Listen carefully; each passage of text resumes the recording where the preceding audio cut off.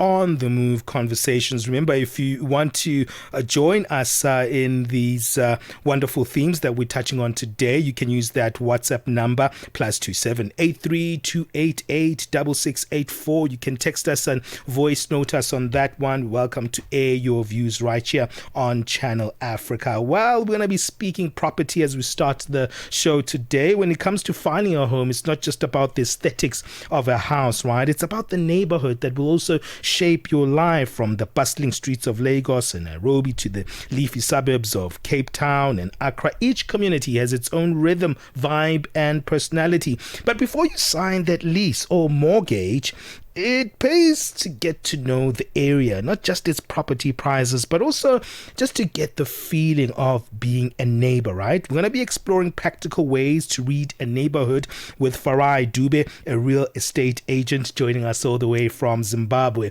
Farai, which neighborhood are you joining us from in Zimbabwe?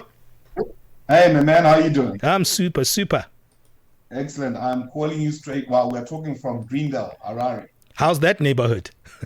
I love it. Oh, fantastic. It's tricky, right? Because when you're in a particular neighborhood, you're probably looking at the property market of that neighborhood.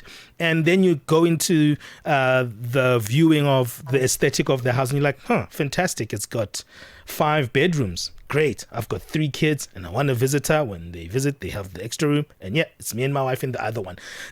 That's kind of the main thing we look at. And we forget the feeling of the neighborhood, right? How important is to think about that extra factor? No, it is actually very important, especially now these days. In the past, it was much more simpler because people were just dealing with houses, but now we've got a huge surge of things like cluster units which have come into play. So obviously the momentum and the amount of people in the neighborhoods increased. That means you're going to need more introduction of shopping centers that can accommodate these people, as well as the amenities around.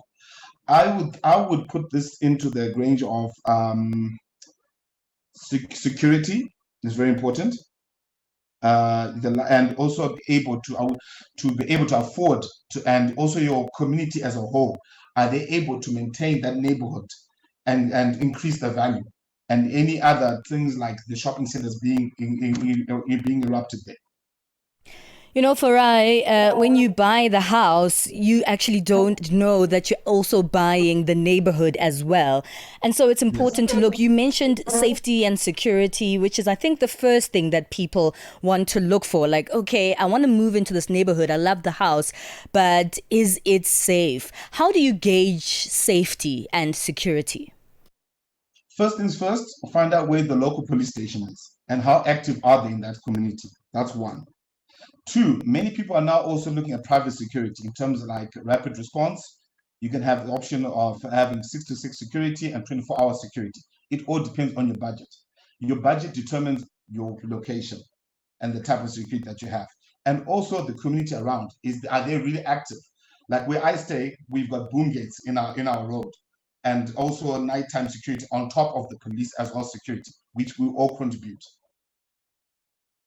Yeah, I think safety is such an important one, right? And also you need a sense of community around issues of safety. I know in my community, we've got these WhatsApp groups. They can be annoying at times, right? Because sometimes the politics of the neighbors and how they disagree with each other can also be a bit of, problematic. But what I love about that WhatsApp group is that everyone is concerned around the safety of the environment. And that's what makes it wonderful, just the accountability of that community, right? 100%. But as you clearly stated, it won't always be roses. Obviously, Sure. There's going to be clash of egos and other stuff. But you're not here to be popular. Yeah. There's also going to be some people who are going to have to take charge for the greater good of the neighborhood. Mm-hmm. And also when you're choosing, like I'm going to use your South African neighborhoods. When I come to South Africa, you guys got some beautiful neighborhoods, Sunny Hill, Four Ways, and all that stuff. Both like Sunny Hill and Four Ways, they both have security. They're both lavish neighborhoods. But then you also have to see which specific neighborhood connects to my own character. Okay. When I look at Sunny Hill, Sunny Hill is more toned down, laid back. Four ways, very nice, but more active. So it also depends on your type of character and who you can actually see yourself fitting in with.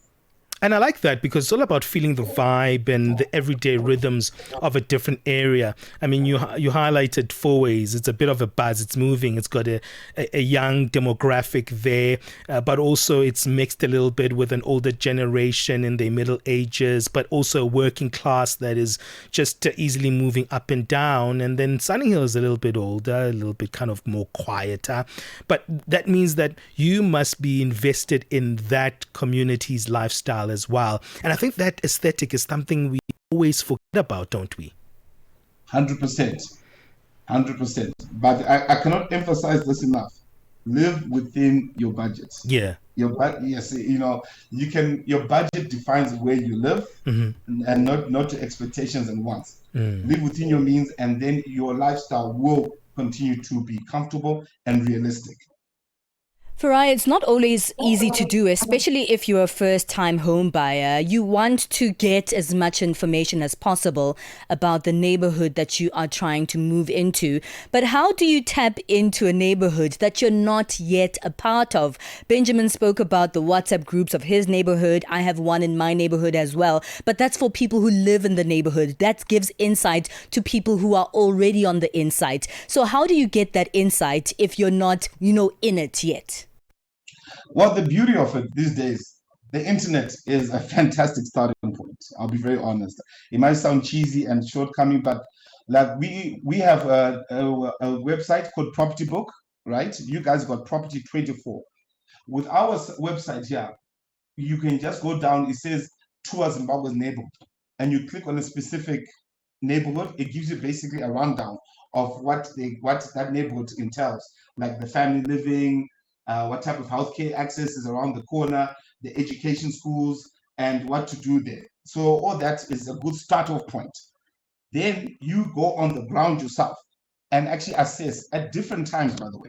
It's very important to access that. I come from a country where we have challenges with water as well as electricity.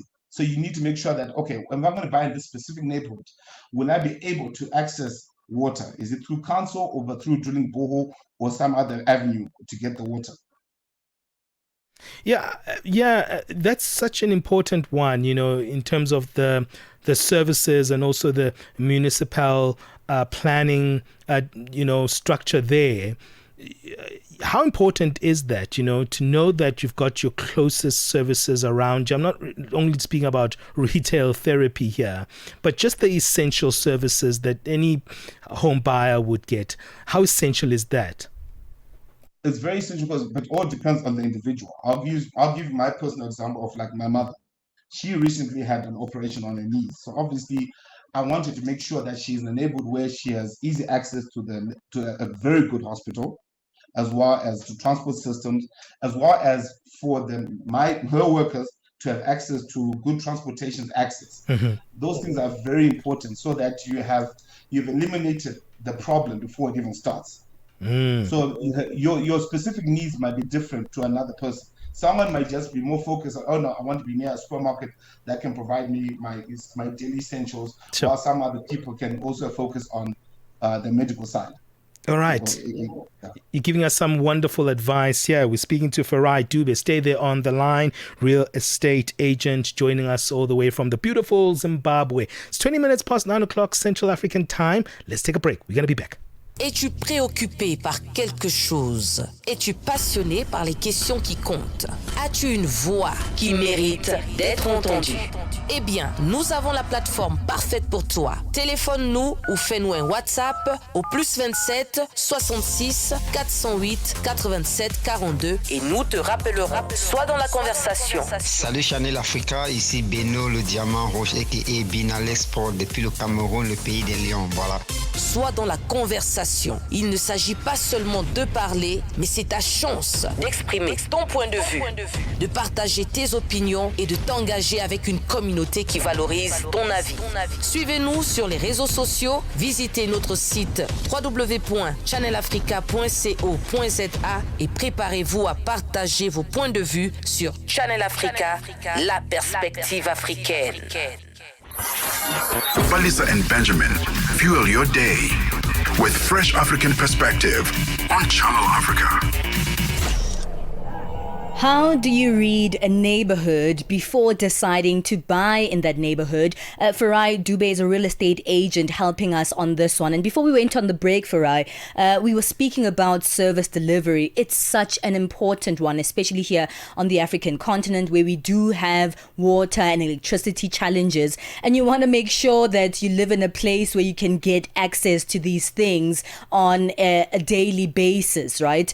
And I did something that was quite unique. Well, I was taught something that was taught to me when I was looking for my place, and I went onto social media and I checked up my neighborhood there to see how many people complain and how often they complain about electricity being off, about water being off. So I know if they had any recent challenges in those departments that could tell me to sort of gauge whether there's a service delivery issue in that area. What other methods can we use to try and gauge service delivery, which is, as important as air when you live anywhere?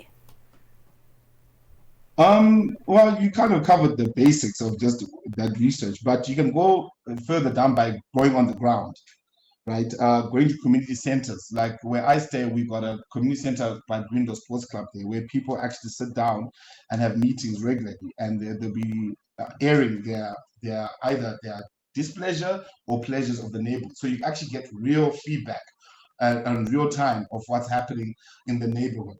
And also, getting involved with getting access to reputable, and I can't emphasize this, reputable real estate agencies, which are registered, that can actually give you a rundown of each neighborhood and their pros and cons. They are also very helpful in that department. I'm one person who just loves food. I'm a bit of a foodie. So when I also moved into the neighborhood that I live in right now, that was kind of essential, kind of looking at the bars that I can go to around here when I'm just like chilling. Is there a nice kind of restaurant culture here, which I kind of found that in my neighborhood. And lifestyle also speaks to it, because if you have children, there are also considerations to make in light of that, because you can't always not have a park in the environment. I've got a friend of mine who's living in such a wonderful children orientated suburb where there's just these beautiful parks which are kept up to date, and they've got facilities for these young kids. So I think those things are also important in terms of the lifestyle you want to build, because I think in times where we want to spend less, I think our neighborhoods can actually help us with that. 100%. But as you clearly stated, it's very important to know what your individual needs are. Like you just mentioned, that people with kids, obviously we need a different analysis of which neighborhood they want to versus to people who are single or who are a young couple. But it's very, very, very important that, as you mentioned before, that there are things like WhatsApp groups and basic communications with the general neighborhood people. That information is always critical. Having shopping centers, like where I stay, we officially opened Food Lovers, which has been a very big draw factor for many people in Greendale. And on top of that, it's also increased the value of the surrounding properties. So cool. It's got advantages and disadvantages. The advantage, obviously, everyone say, "Oh no, we got Food Lovers here. It's very good." I know it's the same thing in South Africa. Every time I come there's always new buildings and everything. But there's also the risk of gentrification. I don't know if you know what that means. Yes, yeah. But for those who don't, you could briefly explain it. It's basically when a neighborhood is now going through what you call urban renewal process, especially very common in Cape Town. You guys have Woodstock and Salt River, where a lot of residential areas are facing intense pressure from new developments, increasing the value of the properties, but then also making rentals quite high for many people. So you look at those perspectives, either being a buyer or a renter, all those things have to come into play when you're deciding where you're moving. I'm glad you mentioned, being a buyer or a renter, because if you're a buyer, you are taking it in for a long-term commitment. And how do you know? Because the things that we need today are not the same things we might need for ourselves in 10 years. Even our personalities change. So if you're going to buy, how do you know that the neighborhood that you're buying in will also suit your future self? Whereas if you're renting, right, and you no longer fit in that space, you can just move and rent elsewhere that's more suitable to your new lifestyle. That is a very good question. There's no actual formula to that. You just have to take in as much information as you can and do a pros and cons scenario where you see the pros outweighing the cons or vice versa. Because as I said now, there's a huge movement from back in my parents' days. They used to be focused on big houses, big yards and all that stuff. But now, obviously, now in the modern days, as I mentioned before, cluster units have become the order of the day. One, because you also share the operational cost of security, maintenance, and just the general upkeep of where you stay. But it's also very important that you know that in each complex or neighborhood you stay in, is everyone on the same page in managing and maintaining that location. So you can actually see it like in Greendale, where we are. You can see now there's a shift now because there's so many cluster units that, okay, fine, people have now taken more seriously to upkeep, but there are also some areas where people just say, you know what, cluster units have become the order of the day. It's now cheaper for the people who could not fit in that bracket earlier on to buy those big houses, but now they can afford the smaller cluster units. Are they willing to have a mind shift from where they're coming from into these new neighborhoods with their own rules and regulations? I don't know if that makes sense. Yeah, absolutely. And speaking of which, I mean, you as you said, the gated communities, the complexes are becoming more sought after now. First of all, I think for security purposes, they are seen as, more secure because it is a little community. But there can be issues in there. I've seen people complain that, half of the people here aren't paying their levies, which means that the rest of us have to pay for them. And the levies keep going up at really an exponential rate that becomes really difficult. Outside of reading the broader community, how do you read the room or read the neighborhood of your gated community or your complex? Well, it's funny you have to ask that because I stay in a complex myself. You're going to have to insert some serious rules. You're not going to be popular, right? You have to enact bylaws which will say, guys, if you don't pay your levies, certain benefits will not come to you. Because it's not fair for someone to just keep paying for your own luxury in terms of security and all that. It's not always going to be roses, but it's very essential that people understand that when you come into a specific gated community, there's already a committee that's already set up, where there's a chairman, there's a treasurer, there's even a representative of the owners as well as the tenants, so that there is a basic collaboration and understanding of the greater good of what people are trying to accomplish. Yeah, man, that's a very important point there. Any other tips that you want to give us before we wrap up? And you can tell us where we can also find you to get more of this kind of practical advice from you. Look, buying property and buying and renting, two different dynamics, right? But the outcome is still the same. As I always say to people, work within your budget. You cannot expect champagne from a Coca-Cola budget. You have to live within your means for the long haul. That's my best advice for people when it comes to property, because it's a huge decision, especially when you're buying. Absolutely. Farai, where can we get hold of you? Well, I'm here. I work at Robert Root. We are based in Harare. We've got 3 offices. We've been here since 1958. So we've known the game for some time. All right. Thank you so much, Farai. That's Farai Dube helping us on reading the neighborhood, right? Farai is a real estate agent based in Zimbabwe. That conversation takes us to 9:30 Central African time. Let's move on. Let's get our sports. Sports on